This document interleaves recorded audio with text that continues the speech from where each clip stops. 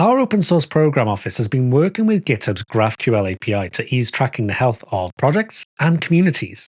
Now, while they began this work to help other OSPOs using GitHub, the API is useful for anyone who is using time series graphs or automating checks of their repository's statistics and status. With a recent improvement, you can now use the API to retrieve information about the contributing guidelines for a repository. This completes the set of community standards documents that are accessible via API.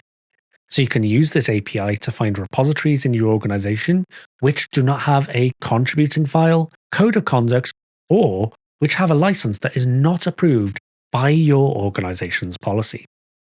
In addition to the text-based fields, we pull together some GraphQL queries to aggregate several useful metrics that together can be good indicators of project health. Tracking open and closed issues and PRs and looking for repositories which have gone inactive is a good practice. And there's now an easy way to get all of those metrics at once. Plus, we've documented integrations with 2 open source graphing packages that have easy to configure SaaS options to get started quickly: Cauldron.io and Grafana. So if you're already tracking metrics for your repositories, mix in these queries to get additional insight.